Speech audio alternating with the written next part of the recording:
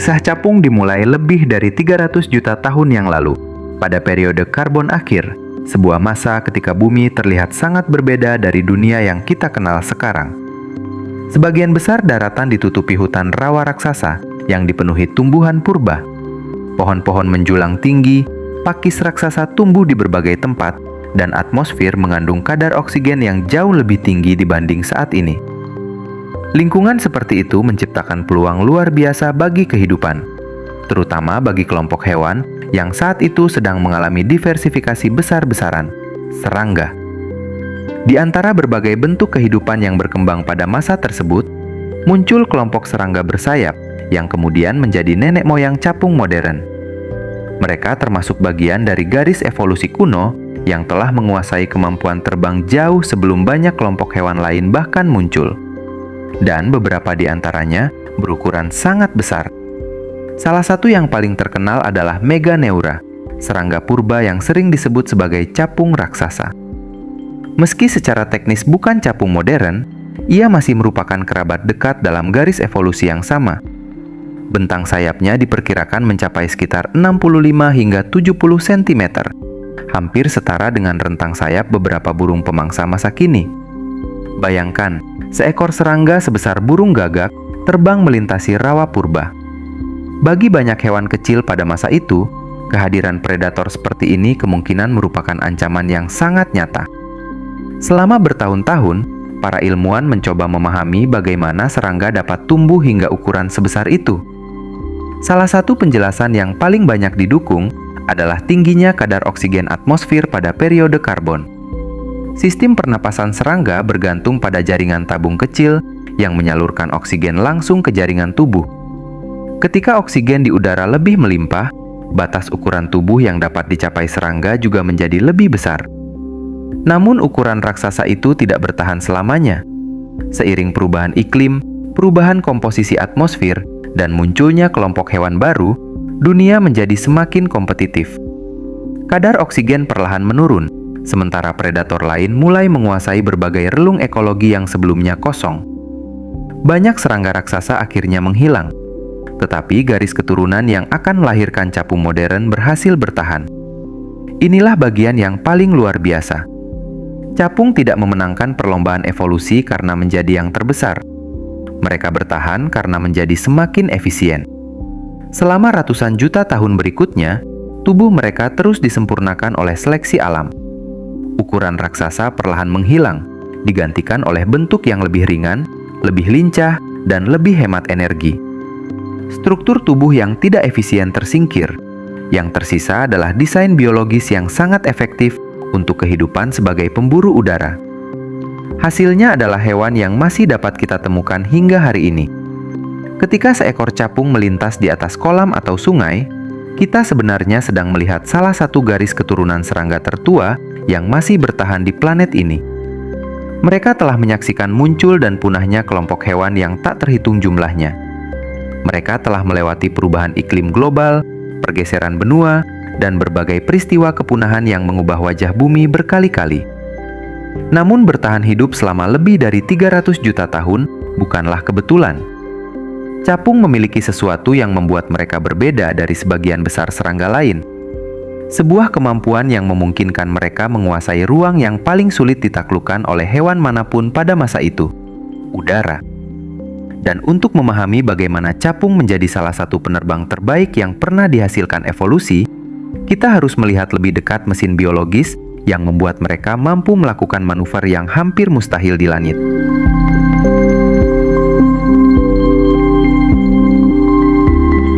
Bagi sebagian besar hewan, terbang adalah salah satu tantangan terbesar dalam evolusi. Gravitasi selalu menarik ke bawah. Udara yang tampak kosong sebenarnya memberikan hambatan. Dan setiap gerakan di langit membutuhkan keseimbangan yang sangat presisi antara tenaga, stabilitas, dan kendali. Karena itu, hanya sedikit kelompok hewan yang berhasil menguasai udara secara penuh. Burung melakukannya dengan sayap berbulu. Kelelawar menggunakan membran kulit yang membentang di antara jari-jari mereka. Capung mengambil jalan yang sama sekali berbeda. Dan hasilnya adalah salah satu sistem penerbangan paling luar biasa yang pernah muncul di dunia hewan. Perbedaan pertama terlihat pada jumlah sayapnya. Sebagian besar serangga terbang menggunakan 2 pasang sayap yang bergerak relatif terkoordinasi. Pada banyak spesies, pasangan sayap depan dan belakang bekerja hampir seperti satu unit. Capung tidak. Mereka memiliki 4 sayap yang dapat dikendalikan secara relatif independen satu sama lain. Kemampuan ini memberi mereka tingkat kontrol yang sangat sulit ditandingi oleh sebagian besar serangga lain. Saat sayap depan bergerak dalam satu pola, sayap belakang dapat menghasilkan pola yang berbeda. Kombinasi gerakan ini memungkinkan capung menciptakan gaya angkat dan dorongan yang sangat fleksibel. Hasilnya adalah kemampuan manuver yang luar biasa. Capung dapat melayang di satu titik seperti helikopter. Mereka dapat bergerak maju dengan cepat, berbelok secara mendadak, berputar di udara, bahkan terbang mundur. Kemampuan yang bagi banyak hewan lain sangat sulit dilakukan. Semua itu terjadi dalam hitungan sepersekian detik. Namun keunggulan capung bukan hanya soal arah gerakan. Keunggulan sebenarnya terletak pada stabilitas. Ketika angin berubah arah atau muncul gangguan mendadak di udara, banyak serangga harus melakukan koreksi besar untuk mempertahankan keseimbangan. Capung mampu melakukan penyesuaian yang jauh lebih halus. Tubuh mereka bekerja seperti sistem penerbangan yang terus-menerus memproses informasi dan menyesuaikan posisi sayap secara real time. Bahkan ketika terbang di antara ranting, rerumputan, atau vegetasi yang rapat, mereka tetap mampu mempertahankan kendali yang sangat presisi. Kemampuan ini menjadikan capung bukan sekedar penerbang yang baik. Mereka adalah spesialis udara. Para ilmuwan yang mempelajari aerodinamika sering tertarik pada capung karena banyak prinsip penerbangannya tidak sepenuhnya mengikuti asumsi sederhana yang digunakan pada pesawat terbang konvensional. Saat pesawat menghasilkan gaya angkat melalui sayap yang relatif kaku, capung memanfaatkan pusaran udara kecil yang terus terbentuk dan menghilang di sekitar sayapnya. Setiap kepakan menciptakan dinamika udara yang kompleks, dan justru dari kekacauan kecil itulah muncul stabilitas yang luar biasa. Fenomena ini begitu efektif sehingga berbagai penelitian dalam bidang robotika dan mikrodrone sering menggunakan capung sebagai salah satu sumber inspirasi. Para insinyur mencoba memahami bagaimana makhluk dengan otak yang ukurannya tidak lebih besar dari butiran beras mampu melakukan manuver yang masih sulit ditiru oleh teknologi manusia. Semakin dipelajari, semakin jelas bahwa capung bukanlah penerbang sederhana. Mereka adalah hasil penyempurnaan evolusi selama ratusan juta tahun. Setiap bagian tubuhnya mendukung kehidupan di udara. Dada yang dipenuhi otot penerbangan, tubuh ramping yang mengurangi hambatan, sayap transparan yang ringan namun kuat. Semuanya bekerja sebagai satu sistem yang sangat efisien. Namun kemampuan terbang sehebat apapun tidak akan berarti tanpa kemampuan menemukan target. Karena tujuan utama capung bukan sekedar bergerak di udara. Mereka adalah pemburu. Dan untuk berburu dengan tingkat keberhasilan yang luar biasa, mereka membutuhkan sesuatu yang bahkan lebih mengesankan daripada sayap. Mereka membutuhkan kemampuan untuk melihat dunia dengan cara yang hampir tidak dapat dibayangkan manusia. Di kepala capung terdapat sepasang mata yang begitu besar hingga mendominasi sebagian besar wajahnya. Dan melalui mata itulah, capung mengubah langit menjadi medan perburuan yang hampir tidak pernah luput dari pengawasannya.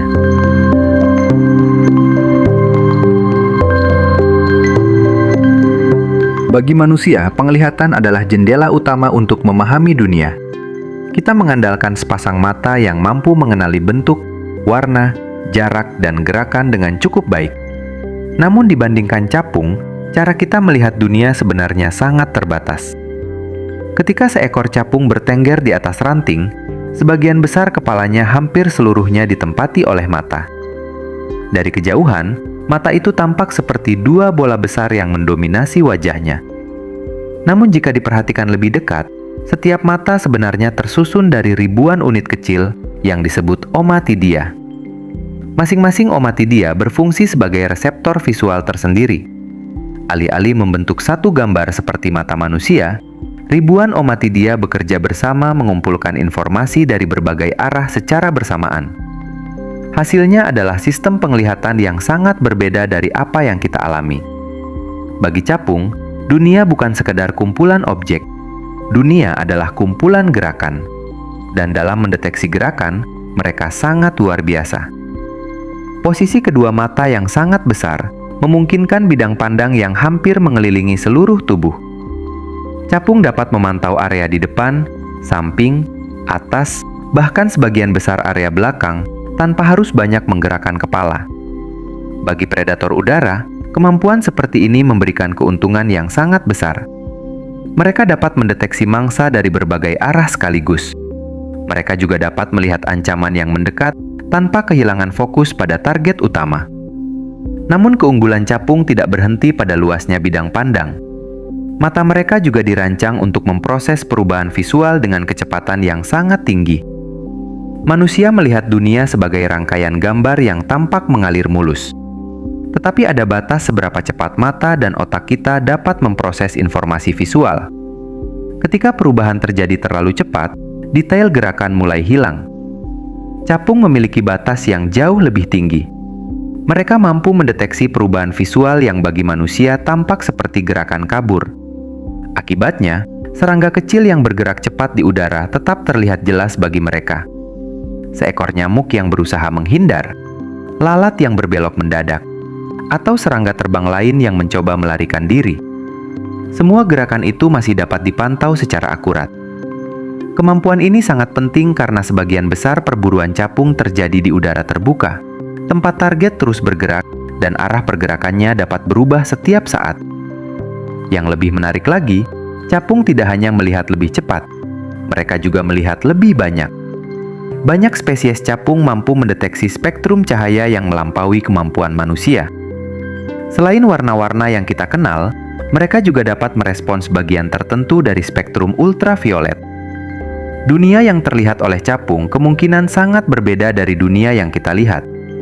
Permukaan sayap serangga, pantulan cahaya dari air, pola tubuh calon pasangan. Semua itu dapat menghasilkan informasi visual yang tidak dapat ditangkap mata manusia. Dengan kata lain, ketika capung terbang di atas kolam, ia tidak hanya melihat lingkungan yang sama seperti kita. Ia melihat lapisan informasi tambahan yang sepenuhnya tersembunyi dari persepsi manusia. Namun memiliki mata yang luar biasa belum tentu menjadikan seekor hewan pemburu yang hebat. Informasi harus diubah menjadi tindakan, dan disinilah capung mencapai tingkat yang benar-benar mengesankan. Karena ketika mangsa muncul di udara, capung tidak sekedar mengejarnya. Mereka melakukan sesuatu yang jauh lebih canggih.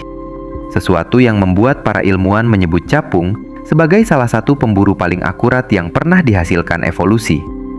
Mereka memprediksi masa depan, bukan dengan kecerdasan seperti manusia, tetapi dengan sistem saraf yang mampu menghitung kemana mangsa akan bergerak sebelum target itu sendiri sampai ke sana.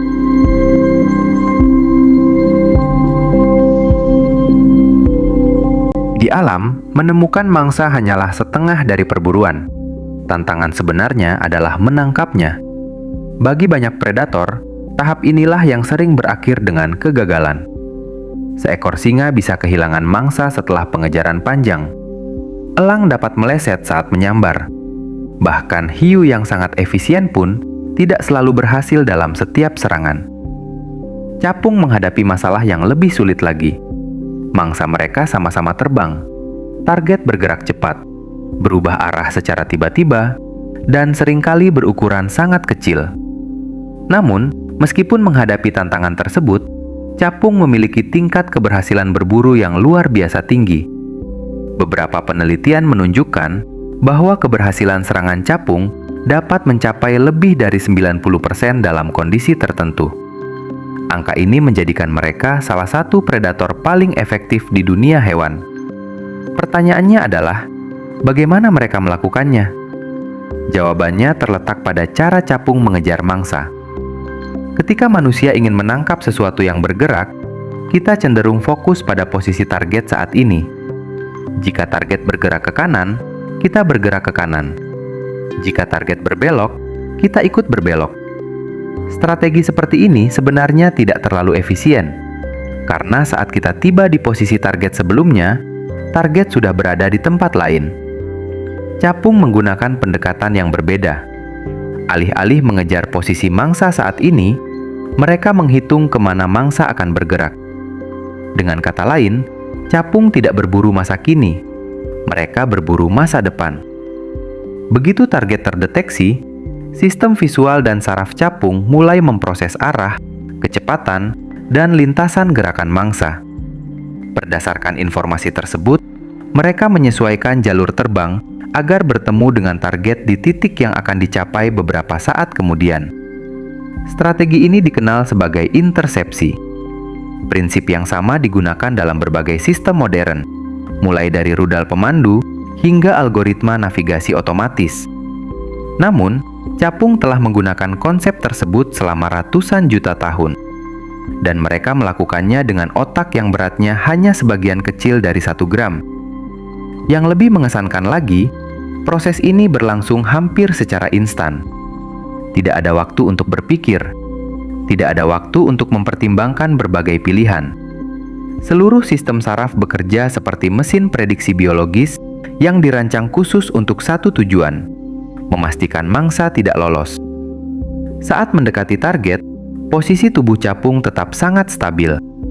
Mereka tidak terus-menerus mengoreksi arah secara berlebihan seperti banyak predator lain. Sebaliknya, mereka memilih jalur yang paling efisien untuk mencapai titik pertemuan dengan mangsa. Akibatnya, banyak serangga bahkan tidak menyadari bahwa mereka sedang diburu sampai semuanya terlambat.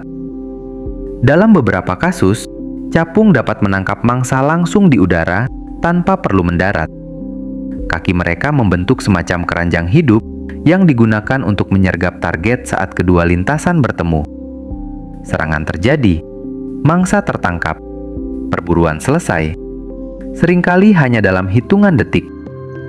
Menariknya, kemampuan ini tidak muncul secara tiba-tiba. Ia merupakan hasil dari jutaan generasi seleksi alam yang terus menyempurnakan hubungan antara mata, otak, dan sistem penerbangan capung. Setiap individu yang lebih akurat dalam menangkap mangsa memiliki peluang hidup yang lebih tinggi. Dan sedikit demi sedikit, evolusi membentuk salah satu mesin perburuan paling efisien yang pernah ada. Namun, ada satu hal yang sering dilupakan ketika membicarakan capung. Sebagian besar kehidupan mereka sebenarnya tidak dihabiskan di udara. Faktanya, tahap yang paling panjang dalam siklus hidup capung berlangsung di tempat yang sama sekali berbeda. Bukan di langit, bukan di atas pepohonan, melainkan jauh di bawah permukaan air. Di sana, sebelum menjadi pemburu udara yang luar biasa, capung memulai hidup sebagai predator yang sama mematikannya dalam dunia yang sepenuhnya berbeda. Ketika kita memikirkan capung, yang biasanya terbayang adalah serangga bersayap yang terbang cepat di atas kolam, sungai, atau persawahan. Namun kenyataannya, bagian terbesar dari kehidupan capung justru berlangsung jauh dari udara. Sebelum memiliki sayap, sebelum menguasai langit, sebelum menjadi salah satu pemburu paling sukses di dunia serangga. Capung memulai hidupnya di dalam air. Siklus hidup capung dimulai ketika betina meletakkan telur di permukaan atau di dekat tumbuhan air. Setelah beberapa waktu, telur menetas menjadi larva yang dikenal sebagai nimfa. Dan bentuk makhluk ini hampir tidak menyerupai capung dewasa. Tidak ada sayap, tidak ada tubuh ramping, tidak ada kemampuan terbang. Sebaliknya, nimfa capung tampak seperti predator kecil yang dirancang khusus untuk kehidupan bawah air. Mereka hidup di kolam, rawa, danau, sungai yang tenang, hingga berbagai perairan tawar lainnya. Di lingkungan ini, nimfa menghabiskan sebagian besar hidupnya berburu berbagai organisme yang hidup di sekitarnya. Bagi banyak spesies capung, fase nimfa bahkan berlangsung jauh lebih lama daripada fase dewasanya. Ada spesies yang hidup beberapa bulan sebagai nimfa. Ada pula yang menghabiskan waktu bertahun-tahun di bawah air sebelum akhirnya bermetamorfosis menjadi capung dewasa. Artinya, sebagian besar kehidupan seekor capung sebenarnya terjadi di dunia yang jarang dilihat manusia. Namun yang membuat nimfa capung begitu menarik bukan hanya lamanya waktu yang dihabiskan di bawah air, melainkan cara mereka berburu. Di bagian bawah kepala nimfa terdapat struktur unik yang hampir tidak ditemukan pada hewan lain. Organ ini merupakan modifikasi rahang bawah yang dapat dilipat ke bawah kepala saat tidak digunakan. Sekilas tampak biasa, tetapi ketika mangsa mendekat, mekanisme tersebut berubah menjadi senjata yang sangat efektif. Dengan kecepatan luar biasa, rahang khusus itu dapat ditembakkan ke depan untuk mencengkeram mangsa sebelum ditarik kembali ke mulut.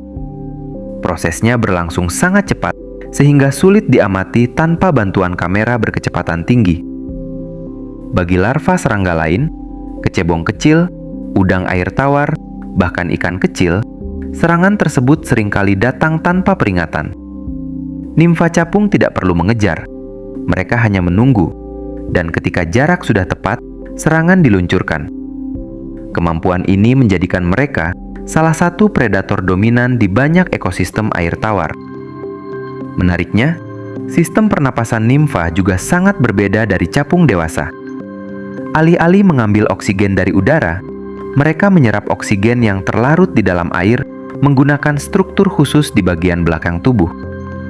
Bahkan pada beberapa kelompok capung, air yang dipompa masuk dan keluar dari sistem pernapasan dapat sekaligus menghasilkan dorongan tambahan untuk bergerak.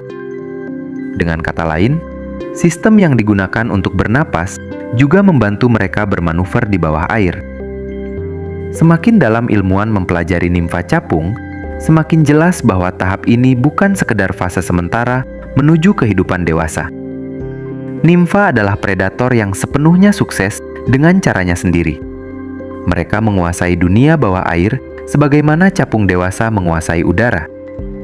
Namun tidak peduli seberapa efektif kehidupan di bawah air itu, suatu hari perubahan besar akan terjadi. Tubuh yang selama bertahun-tahun digunakan untuk berburu di dasar kolam akan mulai berubah. Sayap yang selama ini tersembunyi perlahan berkembang. Dan ketika waktunya tiba, nimfa akan meninggalkan dunia yang telah menjadi rumahnya sejak lahir. Ia memanjat keluar dari air. Kulit lamanya pecah, dan dari tubuh yang sama, lahirlah makhluk yang akan menguasai langit. Salah satu transformasi paling luar biasa dalam dunia serangga.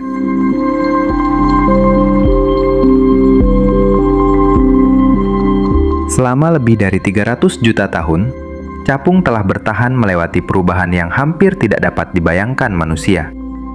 Mereka hidup ketika hutan rawa raksasa menutupi sebagian besar daratan. Mereka menyaksikan munculnya dinosaurus. Mereka bertahan melewati kepunahan massal yang mengubah wajah bumi.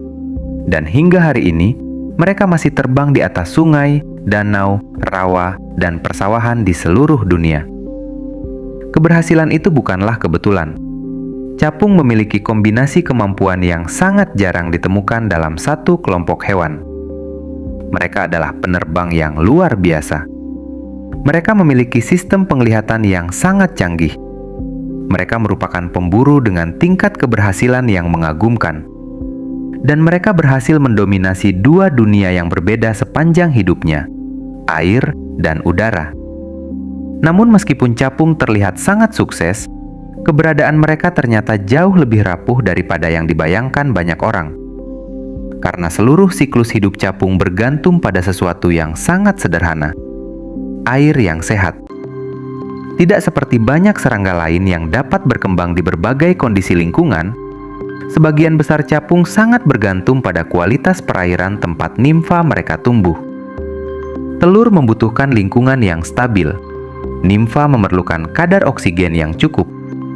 Mangsa harus tersedia dalam jumlah yang memadai, dan seluruh proses perkembangan dapat terganggu ketika kualitas air menurun. Karena itulah para ilmuwan sering menggunakan capung sebagai indikator biologis kesehatan lingkungan. Ketika populasi capung berlimpah, seringkali itu menandakan bahwa ekosistem air tawar di wilayah tersebut masih berfungsi dengan baik. Sebaliknya, ketika populasi mereka mulai menurun, perubahan itu dapat menjadi tanda bahwa ada sesuatu yang sedang terjadi pada lingkungan. Polusi, kerusakan habitat, pencemaran pestisida, atau perubahan kualitas air yang mungkin belum terlihat jelas oleh manusia. Dalam banyak kasus, capung menjadi salah satu makhluk pertama yang memberikan sinyal bahwa keseimbangan ekosistem mulai terganggu. Peran mereka tidak berhenti di sana. Sebagai predator, capung membantu mengendalikan populasi berbagai serangga lain, termasuk nyamuk. Baik nimfa di bawah air maupun individu dewasa di udara secara aktif memangsa berbagai organisme kecil setiap hari. Melalui aktivitas tersebut, mereka menjadi bagian penting dari jaringan makanan yang menjaga keseimbangan ekosistem. Tanpa disadari, kehadiran seekor capung di atas kolam sebenarnya mewakili hubungan yang sangat kompleks antara air, tumbuhan, serangga, ikan, burung, dan berbagai bentuk kehidupan lainnya. Mereka bukan hanya penghuni lingkungan. Mereka adalah bagian dari mekanisme yang membantu lingkungan itu tetap berfungsi. Dan mungkin disitulah letak keistimewaan terbesar capung. Bukan pada kecepatan terbangnya, bukan pada matanya yang luar biasa, bukan pula pada kemampuan berburu yang hampir sempurna, melainkan pada fakta bahwa setelah ratusan juta tahun evolusi, mereka masih menjalankan peran yang sama pentingnya seperti yang dilakukan nenek moyang mereka dahulu. Ketika seekor capung melintas di atas permukaan air pada sore hari, kita sering menganggapnya sebagai serangga biasa. Padahal yang sedang kita lihat adalah salah satu garis keturunan pemburu tertua yang masih bertahan di planet ini. Makhluk yang telah menguasai langit jauh sebelum manusia ada. Makhluk yang telah melewati berbagai perubahan besar dalam sejarah kehidupan. Dan makhluk yang hingga hari ini masih menjadi penjaga sunyi bagi sungai, rawa, dan perairan yang menopang begitu banyak kehidupan lainnya. Capung bukanlah hewan terbesar, bukan yang paling kuat, dan bukan yang paling terkenal. Namun selama lebih dari 300 juta tahun, mereka membuktikan satu hal yang sangat penting tentang evolusi. Terkadang, keberhasilan terbesar bukanlah menjadi penguasa dunia, melainkan menemukan peran yang tepat di dalamnya, lalu mempertahankannya selama jutaan generasi.